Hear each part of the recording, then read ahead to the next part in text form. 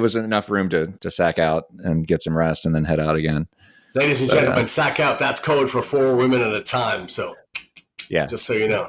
Yeah. Sack in, you please don't even look it up. Don't Google it. Don't look at the Google images. That is not fun. Back again. Slap it, baby, one more time. Come on. Episode 199, y'all. We're going to party like it's episode 99. Wow, 199. Yeah, just short 19. Yeah, also the wrong decade. That's all right. Yeah, we're not going to nitpick on Mr. Princey Poo. That was his last name, Poo. Did you know that? It's Princey. Anyway, yeah. The artist formerly known as Princey Poo. Princey Poo. Princessy Poo. So how are you doing? Pretty good. All right. How are you doing, yourself? Turbo Heidi? No. Shit. I know where they are. It's legal laid up. Yeah. Oh, okay. Yeah. Unfortunately. Did you know that they legalized marijuana in New York? Did you know that? Oh God, yeah. That's old. Is it? Okay. Yeah, it was last year. I didn't know that. When I was in New York, I kept smelling marijuana everywhere, and which wasn't altogether unusual, of course. But it happened with such regularity. I was like, did they legalize it here? And I looked it up like, oh, that's why. Yeah. So, yeah. It's not actually legally for sale yet. I found out because it's just taking them forever to work out the regulation and the licenses and all that stuff, but people are selling it anyway. That doesn't sound like bureaucratic crap. Right. Yeah. So we never got a chance to talk about your trip. Maybe you can let us know what happened there. Oh, it was great. I mean, my only intention going back was just kind of lose myself in the city. Again, like I used to when I lived there, I would spend the weekends walking around for hours and just explore the city. Like a hot chat in the city. Write that down. It's good lyrics.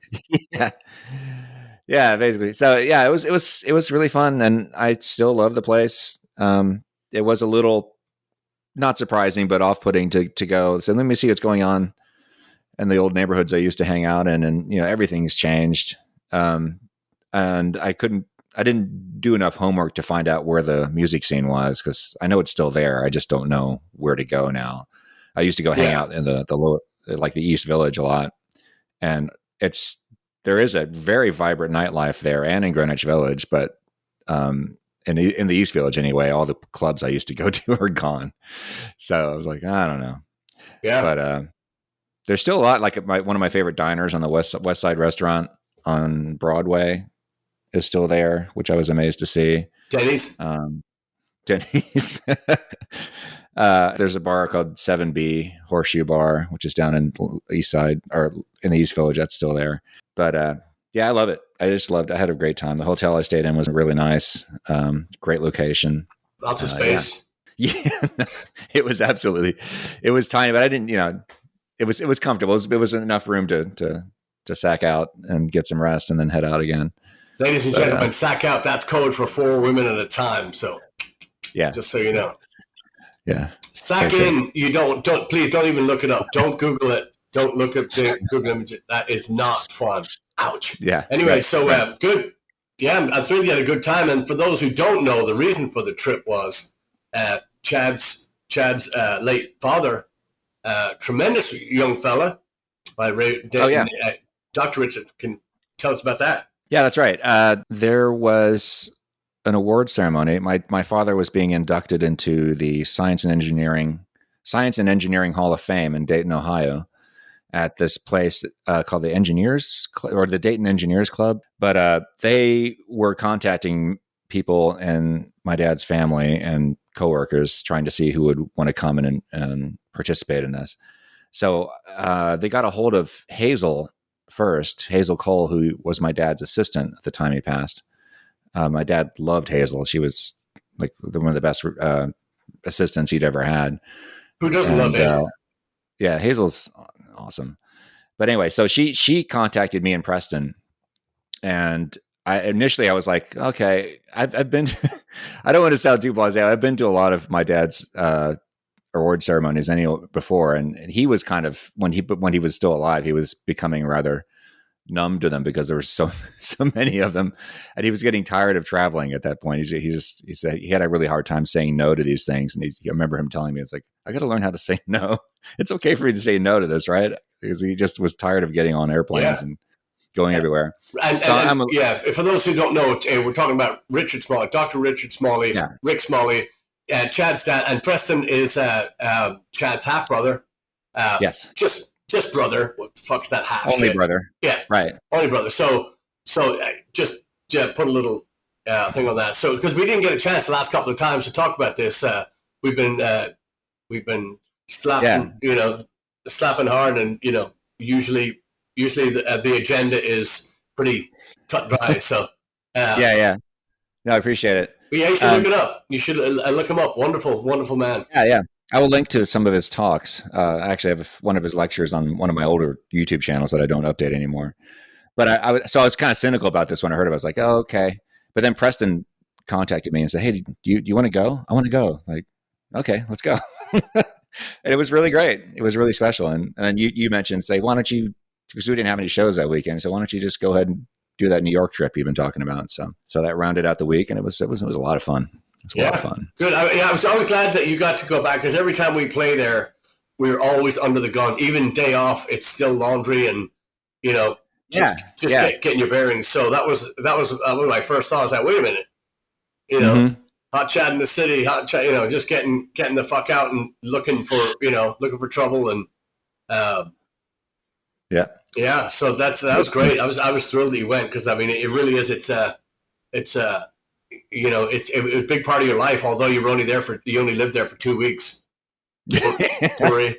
It seemed like forever at the time. It was only 6 years. Yeah, but that's like, compared to how long this band's been together, that's like a blink of an eye. I know. Tori and I the original fiddle player, and I used to joke about that it was it's another just funny just particle of the fabric of being in a band is you run across these wasters all the time, these people that will make up these stories and deliver them as gospel, just carved in stone, where and then you come to find out they don't even belong to the area they claim to, it's just these. So anyway, so long story short, Tori and I would make fun for endless amount of time about the fact that you were only in there for a long weekend or something. It would the span would get shorter and shorter and shorter as the joke went on and on and on. And so, but at the same time, I was delighted to that you would have no rules, no regulations, no time, just out there, and like you said, just be free and get lost in the city. That's kind of cool. So I mentioned when I was there, I was like, I need to figure out a way to make this an annual thing just to go back. It's like, I shouldn't have waited that long just to go back. Yeah. It's a great place. Yep. So moving right along, this episode, so next episode is going to be, if my math is correct, is going to be 2022, right? No. Yeah. It's our next episode. Yeah. Our next episode is going to be episode number 200, which is quite a milestone. We've been doing this for a while. And our announcement next week was going to be that we are going to go, because of recording and upcoming tour schedule for 23, we were going to announce that we were going to do this bi-weekly. We're going to move it bi-weekly, but we're also going to compact, just have a little bit more formulaic, better. But Chad and I have been talking the last couple of days, and I think every other week is. I can just taste the complacency starting to be drizzled across this. This already. So what we're going to do is, boys and girls, instead of going bi-weekly, what we're going to try to, we really are going to try to compact this, except for interviews, and we're still going to do our van. We're still going to have to do some of these SlapperCasts from the van. Mm-hmm. So nothing is really going to change. So, after talking about this long and hard, we're not going to, reformat it, and especially the bi-weekly thing. Bi is okay for some of us, wink, wink, but SlapperCast started out as a weekly thing. We planted that flag in, and we're gonna stay that way. So it is kind of amazing we managed to keep it up this long without fail. That's what she said. Yeah, I think there's only a couple of times we missed, and I think they were both times when we were in Ireland, I think. And even then, I would put out like a 2-minute. Yeah, sorry. Being across the way and having the Wi-Fi issues and the travel, the 3 o'clock, poured into the rooms at 3 o'clock in the morning, bus call at 9 o'clock in the morning.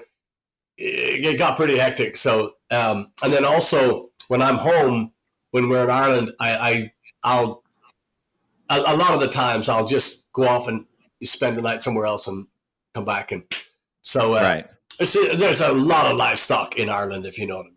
So it's difficult to stay in one place, as they say. So, and then the other thing is coming up here this weekend, actually, we're actually ahead of the game for this Saturday in a place called Cornrow up in north of Houston. We are going to be at a pub called Molly's in Conroe. Yes. Very exciting. Yes. For the first time in a very long time. Yeah. Yes. Thank you, Nicole. And we are, Friday, we're going to be in Austin. Unfortunately for our Austin friends, it is a private affair. So we will get to see a lot of our old Fido friends. And they should be about 98 now years old. They were old when we were there. So luckily we were very young then and just slightly young now. So we're going to get to see that. So, but very excited about Conroe because we're one Heidi Riggs is flying in from Phoenix. We're going to have her for the weekend. Finally. Yeah. Very, very wonderful news. So Conroe, believe it's going to be a 9 o'clock start. I believe that's correct. Yes. So 9 o'clock start. It's going to be tremendous because we have not played there in a while, and we have turbo on all cylinders. And if you know what that means, it's good. There is much rejoicing, and Heidi's called every day. Hey, can I put this one in the set? Yes. I mean, just torturing me with all these songs. So I got to get back to work. So very excited about that. And then we also, I don't know if you've checked Blaggards.com yet, which you should. Maybe you should even subscribe while you're here. But we've booked Key West, Florida. Yeah. Place called the Celtic Conch, a newish kind of place down there. Thank you, Jamie Sellers. So we're on our way to, we're going to be filling in that East Coast tour. We've also, the Sunday after the Friday, Saturday in Key West, we're going to be back at Punta Gorda at the Celtic Ray. Talked to old Max Doyle there yesterday. If you're even close to there, go check that place out. Very, very cool room. And they have done, they survived the storm. The last hurricane that came through, they survived that, and they've just built and built and built, and it's just it's like a complex. It's like a massive complex. Yeah, just rooftop, shade, sun, indoor, outdoor, underground, overground, wobbles. Yeah, everything. I think Max was joking. Like next time you come here, it'll be 3 stories tall or something like that because they just keep expanding. Yeah. The first time we played there, it was a great pub. The first time we played there, it's really neat, and the interior of the pub is really cool. And the back, it was just kind of a concrete slab. There wasn't much back there the first time we played.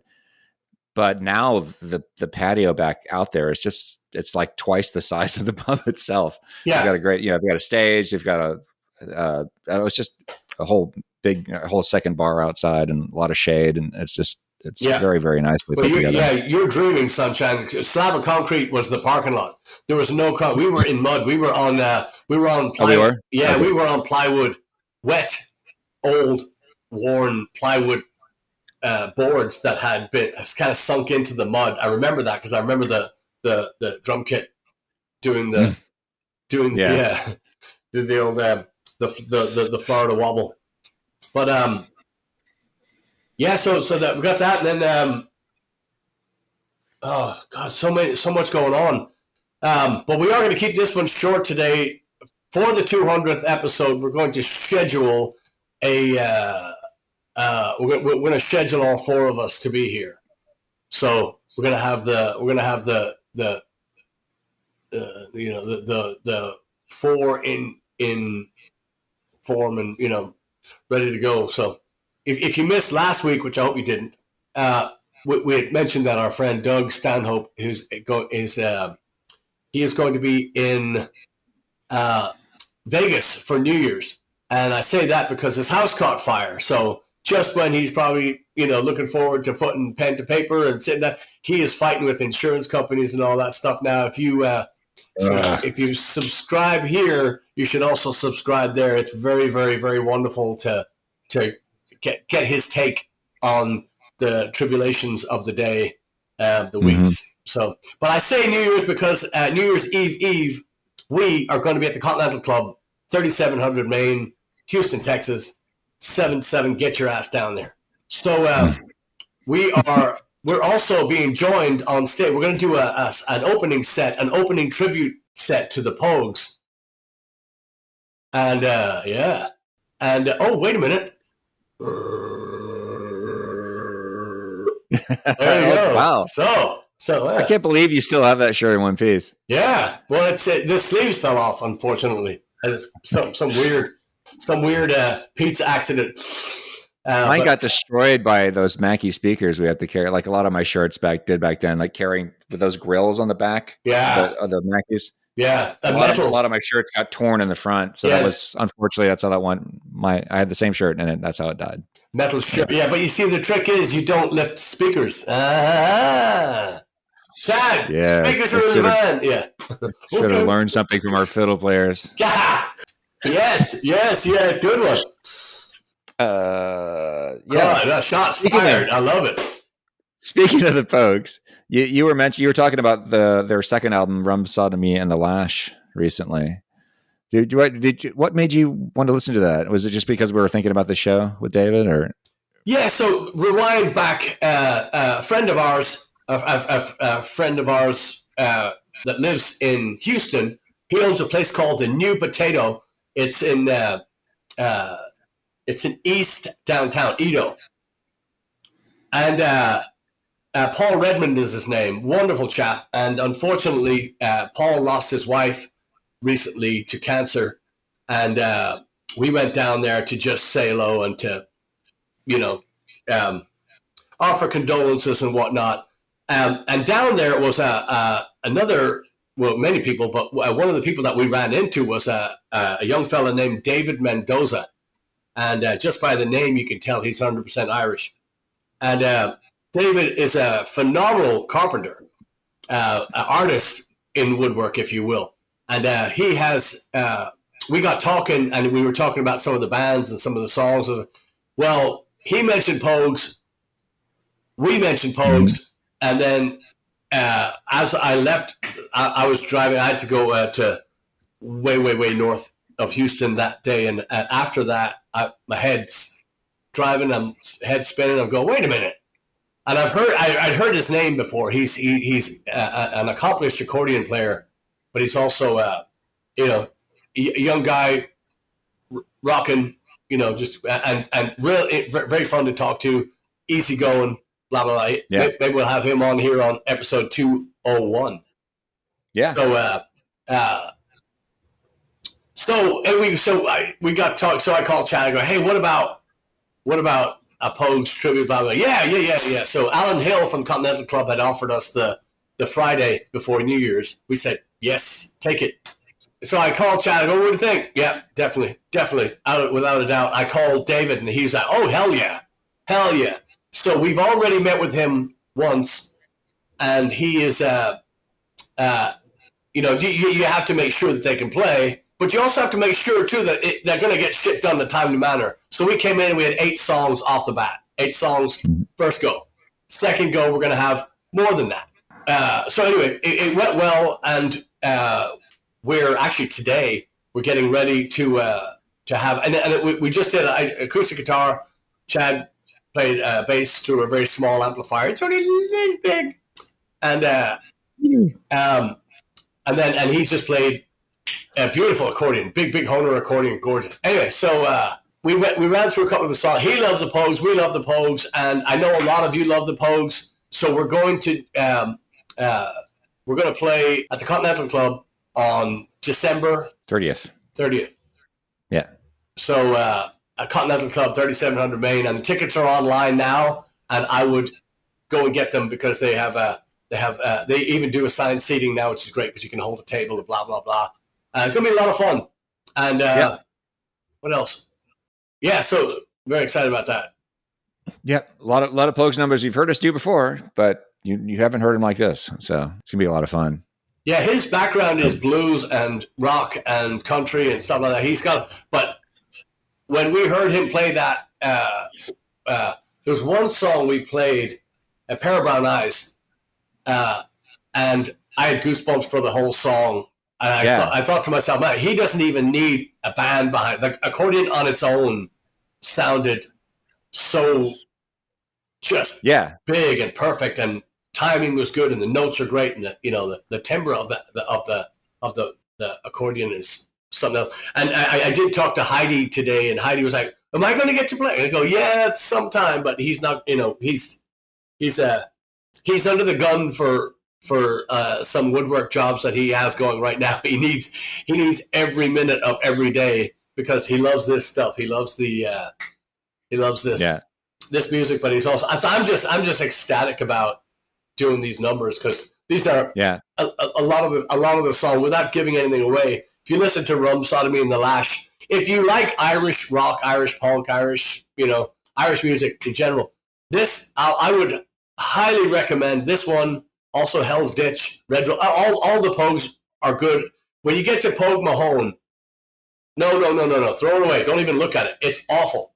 That's when Shane stepped aside and they carried on. It was just, there's nothing good on it. There's nothing good on it. Even when you throw it, it makes that lovely noise against the wall.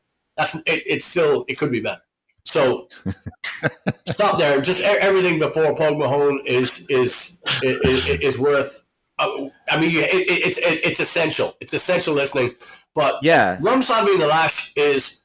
I talked about this before. Forgive me for repeating myself. But my friend Stephen McGuinness in Ballybrack, County Dublin, Ireland, in the 80s, played me that record, and I still remember that opening mandolin line for "Sick Bit of Cuchulainn," and I think my heart stopped, and everything that I owned stopped and paid attention to that song because the lyrics are beyond genius. The melody and the catchy and the energy and the everything combined in that song is monumental. It's and it really is. It's the epitome of Irish rock to me. I said that about Horselips. I've said it about Thin Lizzy. I've said it about Gary Moore. I've said it about. But this song really is. It's like somebody spiked the Chieftains' drinks before they went on stage. Just. A little bit of meth, a little bit of coke, a little bit of Monica, a little bit of life. Anyway, so they just nailed that record. That record was and then Coit O'Riordan singing "Man You Don't Meet Every Day." Classic. Well, you were saying that there's so much good stuff on there, but there's also a lot of filler. And I was listening to this. I was listening to it today, and I have to agree that really the best part of it is the first sign, because that's Sick Bed and Old Man Drag and I've forgotten the whole play. I had this. Well, Sally McLennan and all that stuff. But Pair of Brown Eyes, but when you don't meet every day. When you get into stuff like the Wildcats of Kilkenny is okay. It's good energy, and you can see where they were doing that. That was decent. For God's sake, it's in my head. If it wasn't for that, Johnny, we do with you, gladly stay. And the drums are going around and tap the bass. Very well done. Gentleman Soldier, for God's sake. Okay. That's a great number. However, I felt like they already played that one on there. You know, with Recruiting Sergeant. You know, but the Jesse James, well, can throw that out. Awful. Yeah. Sounds like they recorded it under a bed. You know, somebody was like, right. I'm not coming out. We'll just record it from there. Yeah, that's what I'm saying. It's like, I think there's the sophomore, the famous sophomore slump that you often hear about, like music critics talking about bands when they do their second album. Because that frequently, when a band's first signed, they've been out doing stuff for a while, and they have a lot of they put all their best material on the first record. Yeah. And then 6 months later, they're back in the studio again. They're like, shit, we don't have enough songs. And I think that's what happened here, because they've been busy touring. Yeah. And they have about 6 or 7 just excellent songs. And the rest of it is like Navigator and Gentleman Solar. They sound like earlier versions of better songs that are on the first side. Yeah. That's what I mean. And Elvis Costello produced that record, which I was really shocked that song. I think my least favorite song on there is Jesse James. Only because we know what they're capable of. Yeah, it's like a B-side. Yeah, and or a C-side, or put a do what some of us have done in the past. Put a fake crowd behind it. And go, yeah, it was live, you know. Right.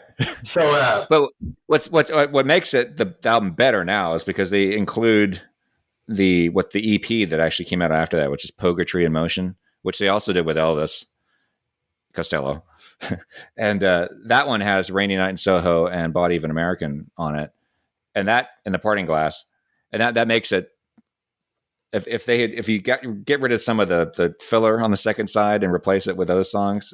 So I don't know why. I guess they those were the songs that they didn't have time to write and time for the album to come out, and so they did them later. Yeah. So it's because Rainy Night in Soho is absolutely fantastic. I think that would have been that's what the album should have ended with. That should have been the last song of the album. I think that would have been great. Body of American is like right up there with Sickbed. I think it's just such a great song. So anyway, yeah, and they never worked with Elvis again after they did that EP. That was it. Yeah, well, the backstory on that is too. He was trying to shag Coit O'Riordan, and they ended up getting married, and that you know, shit where you eat. Yeah. You know, you're gonna find out. You're gonna find out quickly. So, which, by the way, what's his name? Look up the bass player who replaced or just died. Daryl Hunt. Yeah, just passed away. Yeah. So, anyway. And also, just if you're into the Pogues and you're into any of that, you know, if you're interested in keeping up with Shane, his I guess wife, or should be wife, Victoria. Victoria. She has her own channels, and she is up to date on all these. She's keeping everybody up to date on Shane's health. And on his, he's actually just released a book. It's getting just marvelous reviews. But she's just very, very keen on keeping him out of the shadows and, you know, in front of the public eye, because it's so easy these days to get swept away with. Oh, and I read too. It's apparently now he's in the hospital for some reason now. I don't know why. I hope he's okay. I hope it's nothing serious. That was on his Instagram the other day. But he, in case you don't know, he had a hip fracture or something that happened several years ago. So he's been in a wheelchair for a while. I guess I can't see it now. When was that? Well. Yeah, all that to say, I mean, you know, if you have any interest in that, you should go look it up, because it's very interesting. The thing about him, the thing about Shane MacGowan is his brain and his speed and his creativity has never slowed. It's just never, you know, he cannot project, much like myself. He can't project those thoughts, and he can't amplify his feelings. You know, he slurs a lot, and but his mind is still as sharp, and he's still as brilliant. Quite obvious, yeah. It's funny because there was a rumor that went around back in the late 2000s, like 2008, 2009, whatever, that he had surgery to have new teeth put in, because there was this picture that was from a TV interview where he was wearing false teeth. Yeah. As a joke. And that went around, oh, he fixed his teeth. And it's like, no, it's an urban myth. But later, he actually did get his teeth fixed about 10 years after that. So that's the first thing that's weird. But it's funny that even with all his new teeth, he still talks like he doesn't have any teeth. It's like, yeah, but with the drug and the alcohol use that he's been through, I mean, he's just. Well, and I noticed that in these pictures where he's in a wheelchair, and Victoria's taking care of him. But I noticed, and since he's been on Instagram the past couple of years, even he's immobile and he still talks very slow, but he looked really bright. His face looks really healthy. And I found out one of the reasons why is that because of I think it's because of the medication he's on, that he had to give up drinking. Probably not completely, but he doesn't drink anywhere near as hard as he used to, at least. Yeah. So that's one of the reasons why, which is amazing to hear. Yeah. So I hope if he's in the hospital now, I hope he, whatever it is, I hope he recovers and gets out of there ASAP. Yeah. We love the guy. Yeah. We need him around. We need him around for sure. So anyway, we're going to tie a bow on this thing. Chad, if you would be so kind, if you could link, I'd love you to put the three versions of Fairy Tale. I'd like you to put Bon Jovi's first, ours second, and Shane's third. If you can just put that in the notes. I just love if you haven't heard them yet, kids, go on and you can even, if you don't want to listen to the whole thing, you can just go at any part, especially number one, Bon Jovi. If you go through and just listen to any part of that, just give yourselves 5 seconds and enjoy. But I'd like to if only we had the comment section from the oh my God. They deleted it. Oh yeah, they took it down That rapidly. That was the best part. So again, I said we'd wrap it up, but just so in case you don't know, 2 years ago we recorded around this time too. We recorded Fairy Tale in New York. Now, why would we do such a thing? Well, because we had a young lady named Leslie DeHaven singing the female part, and she was tremendous, absolutely tremendous, and that was about it. But it's still. It's still, I love that song, and it's much like Slade's "Merry Christmas, Everybody." That song is this season to me. It's just that's it, So I was very happy to hear actually that they put that. I know this is out of your orbit. It was they put it in the Guardians of the Galaxy Christmas special. It actually opens and closes with Fairy Tale of New York, and I was just glad that they always have good music in the Guardians of the Galaxy things. Is that a TV show? Is it what? Is that a TV show? It's on. Yeah, it's a TV show sort of parody thing of a movie. It's like a superhero movie thing. Oh. But the movies are well known for having a lot of really good old songs in them. And well, you should keep that. Yeah, you keep that for prodigious saps and put that under there too. Yeah, keep that for you. Yeah, I've got no idea. I was just happy to see that that's a lot of kids who probably had never heard that song before. Okay, I get you. Yeah, so we recorded that song, and one morning during the Christmas thing, I woke up to a frantic. If an email could squeal, a screamel, if you will, it would sound like what I heard. My computer was going, hey, and there was a few people in email that said, what the fuck is that? I was like, oh shit, they hate it. Somebody played our song, and because it was morning, and I was like, what's going on? And come to find out, it was Bon Jovi had decided to record that song, and he took all the best parts out of it and replaced them with the worst parts imaginable. And what Chad was talking about there 5 minutes ago was the comment section in this. It was that ocean, a fathomless ocean of negative, horrific. They massacred him. I mean, it was glorious. And to Shane's credit, somebody had sent it to him, and he said, and it was. I think it was the softest I've ever seen him. You reminded me of it too when you said that he's so bright, so he's very, very pale, but that comes with the territory. But he said, I think it's very lovely, or very, very well done, or something. Thanks. Yeah, and of course he's happy. He's getting the royalties off. Yeah, I know. But at the same time, you still, he was, yeah. He was the only.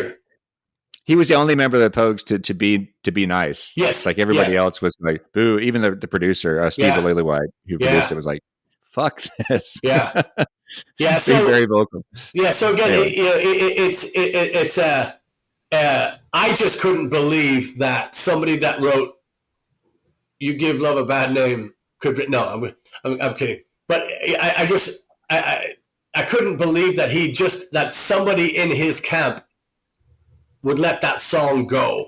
We had, I know when we recorded Blagmatic, it was a lot of times, I don't know if this song shouldn't be, no, not that, let's do there was songs didn't leave the room, definitely not our best work, and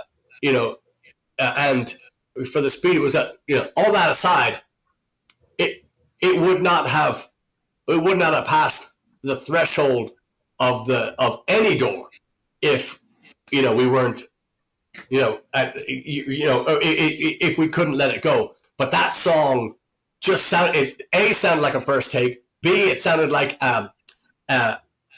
the lyrics were given to a kindergarten. The real lyrics were given to a kindergarten, and they said, take all the power out of this song. Take all the imagery. Take all the, Anyway, that was beyond insult to injury. We've talked about this on the show before too. I know, but it was insulting that he thought he could perform the song in the first place because he can't sing it. It's terrible vocal job anyway. But then he has to change the words, and I understand the you scumbag, you maggot, you cheap lousy faggot. They made them change that. The Pogues version, they made them change that on when they sang it live, and then there's a new version that's come out with a different lyric to be more radio friendly.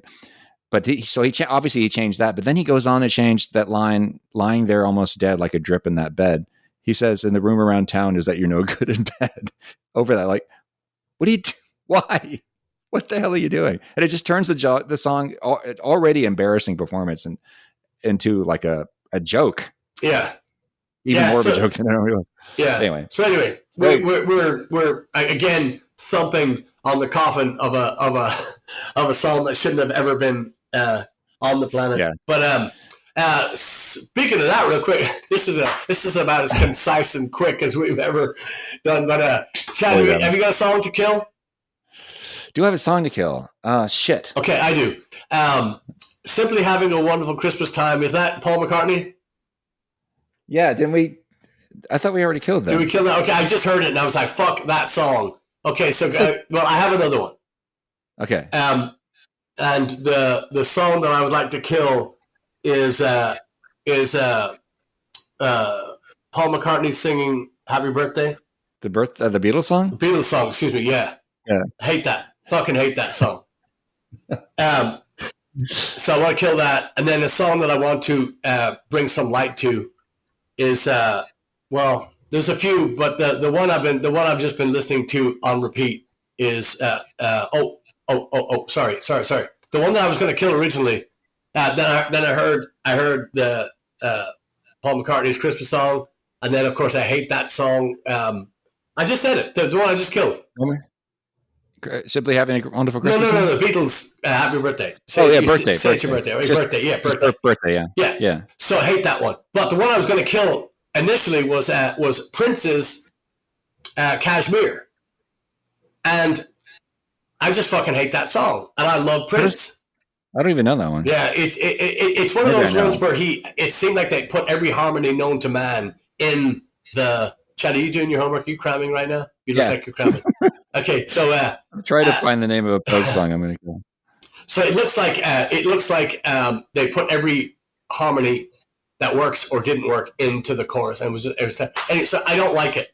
The one I'd like to shine a light on is the one made famous by Sinead O'Connor is the live version of Prince with Miss Gaines, Natalie Gaines, I think it is. Doing Nothing Compares to You. The live version of that, fuck me. Oh my God. I think I'm going to add that song to my acoustic repertoire. So I love it. Absolutely love it. Nothing Compares to You, Prince. I know everybody's probably heard it, but Yeah. Yes. All right. What's it? Is that song Tuesday Morning? That's the Pogue song that Spider Stacy sings? It's really bad. Oh God, that's awful. Yeah. That's the one. Okay. Please, let's get rid of that one. That's another. We were talking about the Pogues just now. That was one from their later. It was right. Waiting for Herb, which was the album before Pogue Mahone. So it was already starting to fall apart at this point. Because Shane was not really interested in the band anymore, I don't think. Yeah, that song it opens the album too, which makes it even worse. And Spider sings lead on it. Nothing against Spider, but these guys could not write songs to hold a candle to anything that Shane was doing. So, but the song I'm going to bring back is from a gentleman I saw live in concert last night at Monkey Duck and here in Houston, John Fullbright, who's somebody my mom brought to my attention years ago, and I'd heard him and I'd watched a few of his things, listened to some interviews with him and thought, yeah, he's cool. And so my mom invited me to come see the show with her since a friend of hers had to drop out, couldn't go. And so it was just John and a guy named Stephen Lee on guitar. And John, you would like this guy. He's extremely I would say he's one of the best lyricists I've ever heard, but he's also, I'm trying to think of like who he is kind of compares to. Is like he's kind of somewhere in between Steve Earle and Mark Knopfler and his songwriting skills. He's a terrific guitar player, an amazing singer, and also an absolutely stunning piano player. I think piano might be his first instrument. So he closed out the night playing piano. Yeah. It's just absolutely stunning. And there's a song he does. My favorite song of his is called Jericho. So I'll link to that. Actually, and the whole show, I found out this afternoon, the Duck was streaming it live, and you can actually watch the whole show on John's Facebook page. We'll put that link up and let's see if Chad can be trusted, kids, huh? Yeah. It was fantastic. And I was particularly taken with Stephen Lee, who was his guitar player. You would have been knocked out by this guy. He was a country picking kind of dude, but he had a lot of different gears.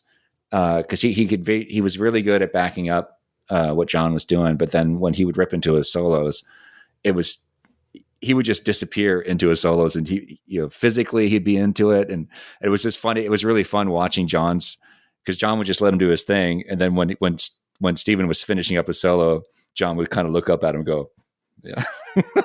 They'd exchange these looks back and forth. Like, that was pretty damn good. I just loved it. It was fantastic. Yeah. Excellent. All right. So kids, hit that subscribe button while you're here.